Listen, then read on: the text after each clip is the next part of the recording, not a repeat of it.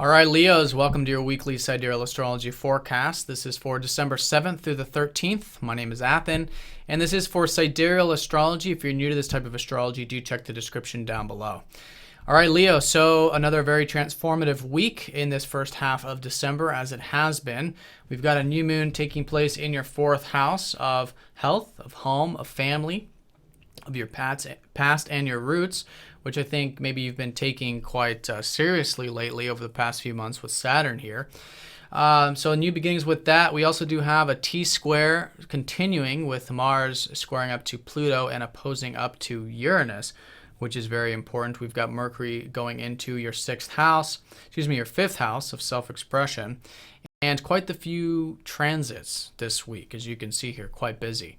So I'm going to talk about the most important ones for you, which there are still quite a bit because your ruler of the sun is forming quite a few aspects. And if you do have any questions, do comment down below. But I'm going to go through the most important ones here. So Monday and Tuesday, we are finishing up with the sun sextiling up to Mars and Mars squaring up to Pluto. So the Pluto energy, that's all part of this T-square. And this has been all about change in regards to maybe home, maybe family, maybe your health for a lot of you. With Mars ruling that fourth house. So it's been very important for you to be open to that. Also to be open to changes in regards to your philosophy, your outlook on life, the big picture things. And the more open you are to that, then the changes happen very naturally. It could even be changes involving your finances and material things, because that's where Mars has been transiting in that house. So there's a lot of energy and there's been a lot of directness and I think ambition for you to really cultivate the material or financial aspects of life, which is great. But usually with a square from Pluto, it's suggesting that there are some old energies being released in regards to it, some old concepts, old belief systems, or maybe it's just time to really make some serious change there. So you've got that energy working for you. It's not always the easiest with T-squares, of course, but it is, it can be very constructive, and it's always for the best, of course. And that's been a Pluto that's, helping you transform the financial material as well as the home, family stuff, your emotional body, your roots, understanding more about yourself on that emotional level, and also the adventurous spirit, how to have, the expansion, how to have the philosophy and all of that, but in a way that's, getting rid of any old philosophies, any old stuff that's just no longer serving you there, old outlooks on life. So it's all about being open to change, and as the middle part of the week unfolds, especially on Thursday, Mars is going to be opposing up to Uranus exact. So the key with this is where there's that motivation with the financial or material stuff, or maybe just with your values in general. Uranus in your 8th house is sort of tugging on that, reminding you the importance of having freedom when it comes to the deeper things in life. So when you have non-attachment, which is what the 8th house signifies, when you have an orientation towards more of the non-material aspects of life, there's freedom with that. And so there's a way to balance this. There's a way to have both the material values and the non-material values in one.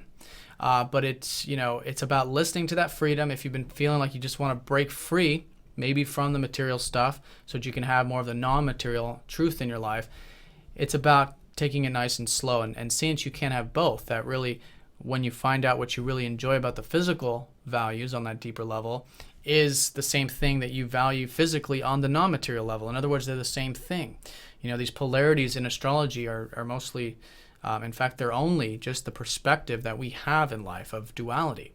So this is the duality of the values, material and non-material, and when you can find that freedom there, to enjoy both and to make change in both, then, which is the Pluto, then you're working in tandem with this. But again, it's constructive, it's slow. And if you are feeling like liberating, there's something to listen to there with that, but maybe not to the extreme that we often feel with Mars opposing up to Uranus. All right, so that's going to be the really the emphasis of the week, as well as this new moon relating to your home and family stuff. So there is new things shaping up here. It could be in regards to health, could be in regards to family, to your past, to your roots in some way. So it's a good time to reflect on that, think about it, plant new seeds, so that as the next 4 weeks unfold with this lunar cycle, you can move forward with that stuff. But in the new moon phase, it's always a good time to have that more introspective look on the matter. And generally too, the energy levels are lower at this time, especially because you've got the sun at the bottom of your chart this time of the year. So that's going to be the 2 key points. Mercury is also going into your 5th house midweek too. So you could be, I think more focused on your interests, your hobbies, expressing yourself, maybe your passions and things like that. So it's a good way to work with that, in terms of the social elements. Could be something to enjoy there, certainly, really with the mind, maybe through communication or writing and things like that are interests, that you have. Now, this early part of the week, as we're coming off of that weekend, and you could be feeling quite expressive, by the way, too, still, these first couple days, which is the sun sextiling up to Mars, quite motivated, in fact. There's still a lot of motivation, even though the energy levels are low. Mercury does square up to the North Node, so there is things to learn about life path. The sun does trine up to Uranus. So there is quite the freedom, In fact, with your ruler around Tuesday and Wednesday, there could be something new, something exciting around that time, maybe to connect to the deeper aspects of life. Not sure. 8th house is anything under the surface, instinctual, hidden sometimes.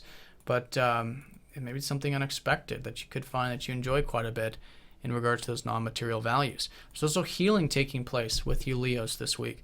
The sun squares up to Chiron, so being open to that, especially Tuesday and Wednesday. And this is a type of healing that's been really prompting you in regards to your relationships.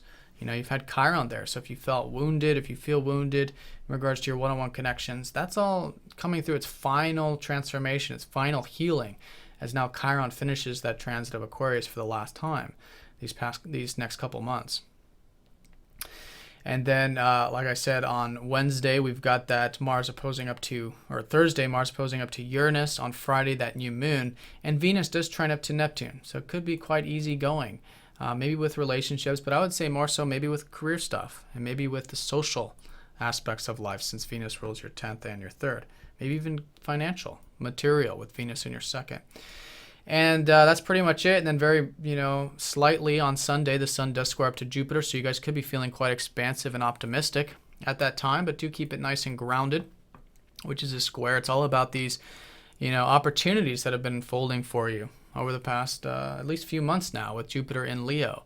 So see that, work with it going into next week. But the key point of this week is certainly the lowering of energies, new beginnings around that 4th house of your roots, and transformation and change involving that area, as well as your philosophy and maybe even the financial material stuff, so that you can implement that freedom and that constructive change, which is, of course, so necessary.